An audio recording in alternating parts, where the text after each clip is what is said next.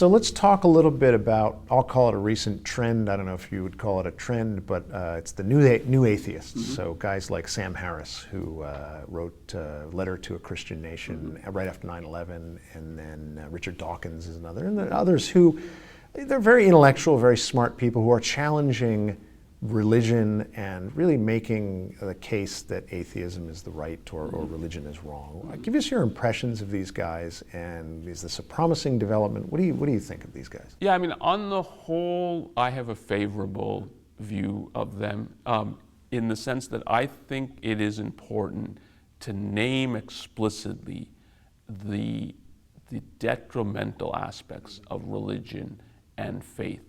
And I think Harris in particular is good at this, and also in the book, The End of Faith, of getting that there's something wrong with this whole mentality, and of trying to base your views on faith is undercutting. And I think also what is good, so you get this kind of view, think just of after 9/11.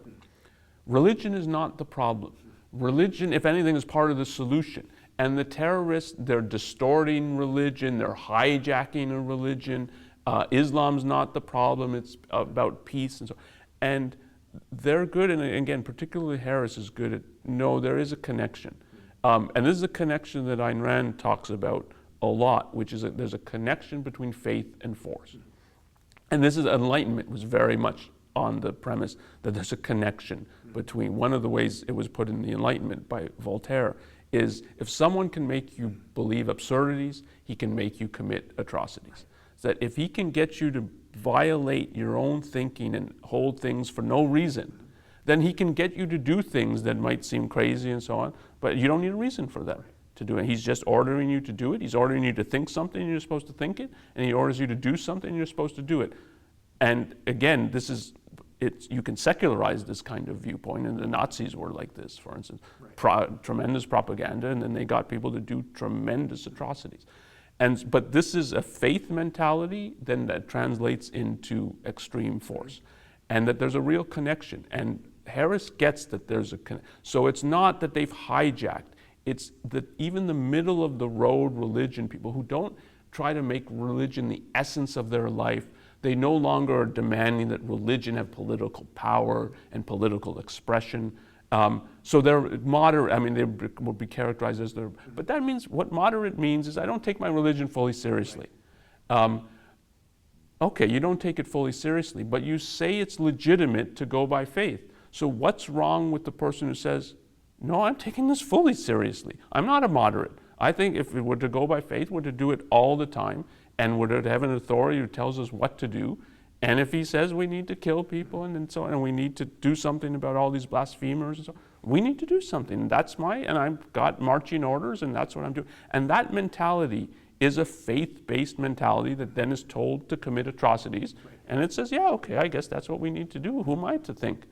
And if you're a moderate who says, well, faith is okay, then you're sanctioning that kind of approach and saying it's not really problematic, it's just taken to extreme.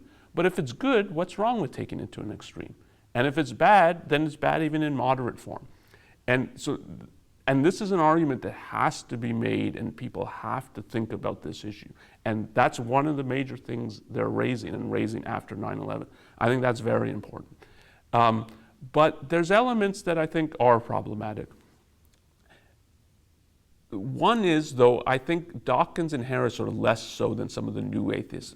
It's too much just about bashing religion. And there's a reason people need something like a religion. What a religion does is gives you a framework for life. It's trying to give you basic principles. The problem with it is not, you don't need a framework, you don't need basic principles. The problem is you're supposed to accept all these things on faith. That is, without reasons, without argument, without evidence. That's the problem with religion. And so the issue is not to bash it, it's to replace it with something better. That is, with a framework for which you can give reasons, arguments. You need a rational framework, not a faith-based framework. And so far as what you're just doing is trying to bash religion, it's too nihilistic. There's a real need that someone's trying to satisfy, often, by clinging to religion. And what you need to get to that person is there's something way better than religion. And this was Ayn Rand's view, that there's something way better, and that's philosophy, and a rational philosophy. And so what she was about is expounding a rational philosophy and the basic principles for living that are based in evidence, in science, in argumentation, that you can rationally defend.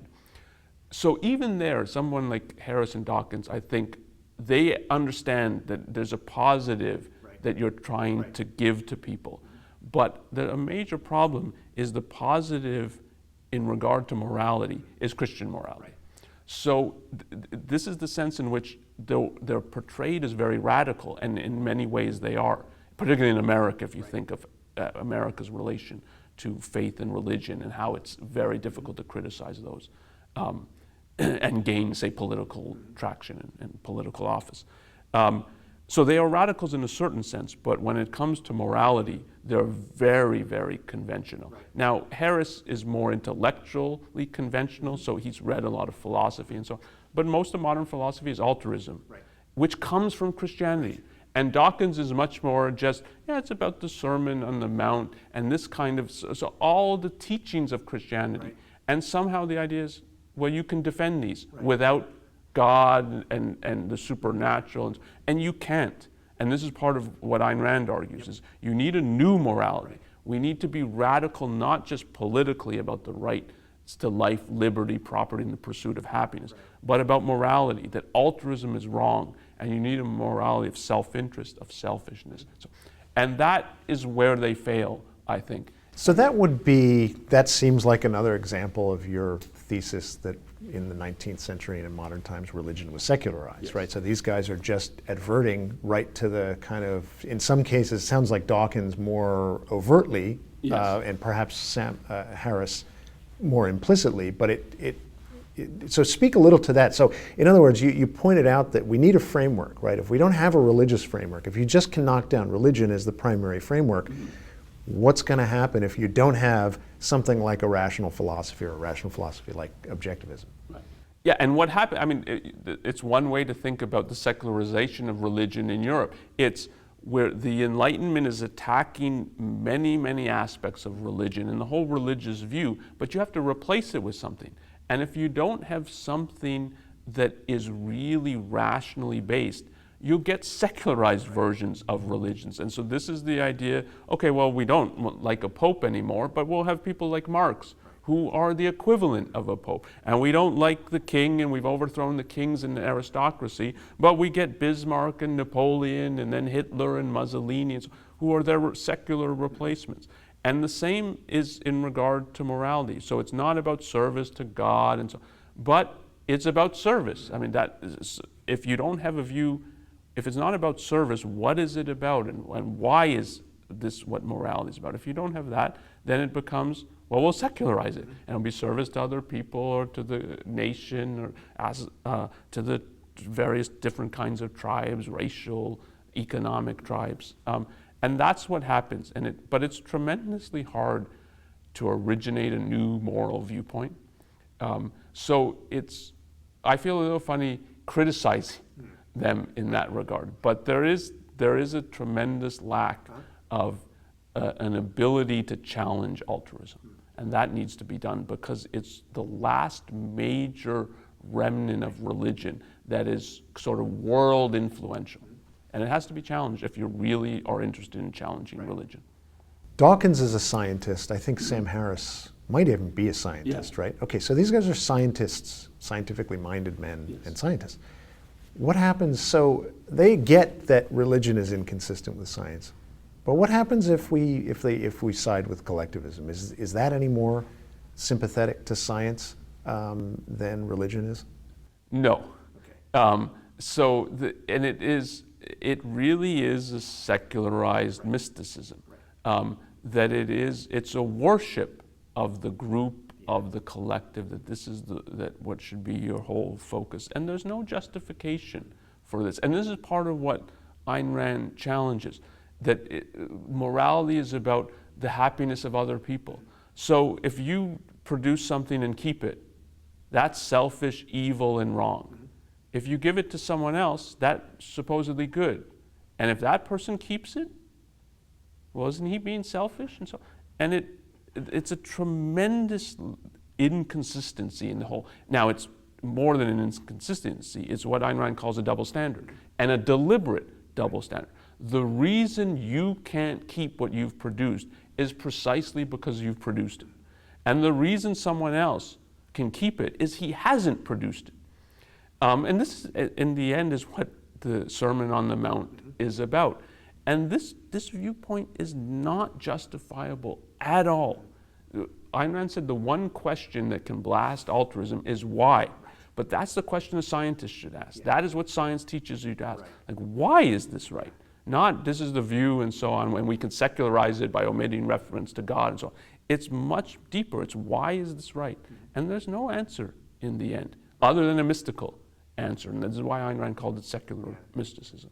So I don't know if you saw the debate on the Bill Maher show between Ben Affleck and Sam Harris. And even if you didn't see it, ultimately what it came down to is Sam Harris criticizing Islam and Ben Affleck going apoplectic over that. And one of the things that I want to ask you about this is, so Affleck is a pretty famous Hollywood leftist, right? Pretty standard.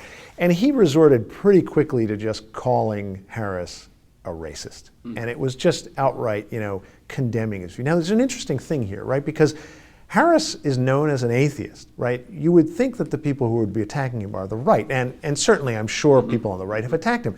Here you have a leftist attacking him. Speak to that, and it seems consistent with your point that really right and left today are variants or flip sides of the same coin. They are both authoritarian. That seems relevant, but I want to get your view on what's going on. Yeah, there's definitely an authoritarianism in that kind of reaction. And it is, Ben Affleck was espousing sort of conventional multiculturalism, that all cultures are equal, and these are all package deals, so to paint it as racism. Now, Harris is good on this issue as well, as I'm making a criticism of doctrine, of something that has intellectual content. That is not the equivalent of saying there's something wrong because his skin color is different than mine, which is what racism is about. But multiculturalism packages these things together, that you can't criticize someone's religion and someone's race.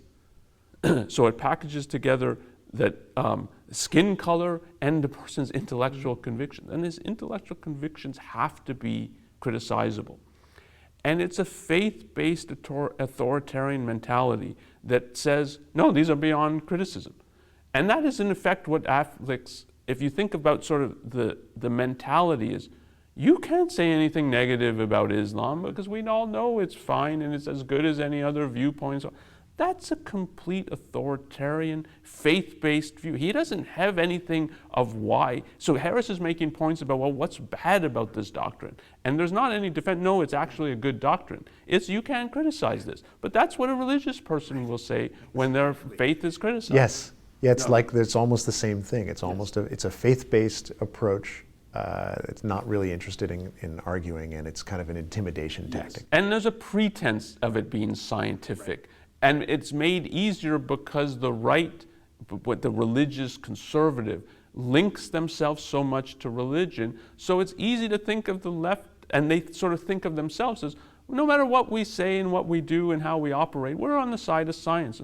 But so much of the way they operate is as authoritarian as what the religious right and the conservatives do. But it's a secularized religious viewpoint. Good.